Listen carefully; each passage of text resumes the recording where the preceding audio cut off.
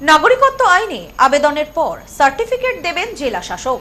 নাগরিকত্ব প্রদান প্রক্রিয়ায় বড় পরিবর্তন কেন্দ্রীয় সরকারের। মতুয়া সম্প্রদায়ের উদ্বাস্তু মানুষদের দীর্ঘদিনের অপেক্ষার অবসান ঘটিয়ে নাগরিকত্ব প্রদানের প্রক্রিয়ায় বড় ধরনের পরিবর্তন আনল কেন্দ্র সরকার। সংশোধিত নাগরিকত্ব আইনের অধীনে এবার থেকে আবেদনকারীদের আর বছরের পর বছর অপেক্ষা করতে হবে না, বরং সংশ্লিষ্ট রাজ্যের জেলাশাসকদের হাতেই হস্তান্তরিত করা হয়েছে নাগরিকত্ব দেওয়ার মূল প্রশাসনিক ক্ষমতা। কেন্দ্রের এই নতুন ব্যবস্থার ফলে এখন থেকে আবেদনপত্র গ্রহণ, নথিপত্র যাচাই, প্রয়োজনীয় তদন্ত পরিচালনা এবং চূড়ান্ত নাগরিকত্ব শংসাপত্র প্রদান সব কাজই সম্পন্ন হবে জেলাশাসকের কার্যালয় স্তরে।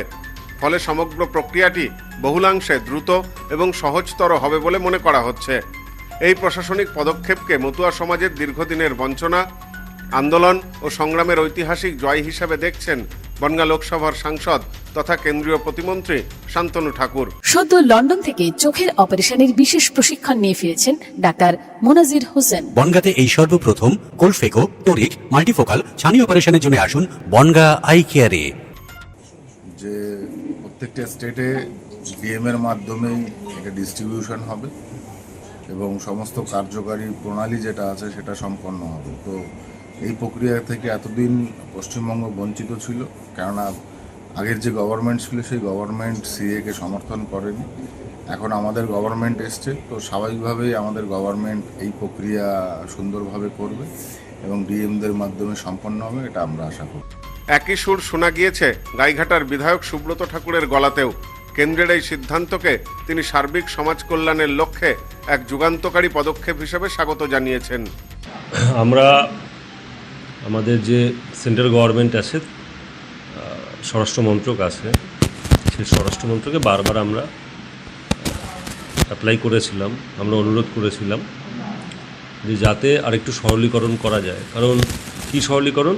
এই যে হিয়ারিং যেগুলো হয়, সেই হিয়ারিংয়ে বিভিন্ন সময় তাদের এই যে সাধারণ মানুষ, যারা উদ্বাস্তু মানুষ, তাদের হেনস্থার শিকার হতে হয়েছে।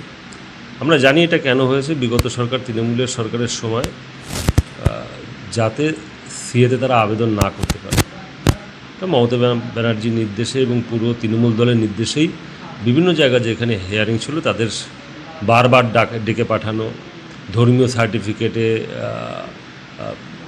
সেখানে সাইন নিয়ে ঝামেলা করা, তাদের হেনস্থা করা, যাতে ডিলে করা যায়। এদিকে সরকারের এই ঘোষণায় ঠাকুরনগরের ঠাকুরবাড়ি সহ সমগ্র মতুয়া ভক্তদের মধ্যে ব্যাপক উৎসাহ ও আনন্দের পরিবেশ তৈরি হয়েছে। সুবিধাই হবে, অসুবিধা কিছু তো দেখছি না। মতুয়াদের সুযোগ সুবিধা আশা করি হবে।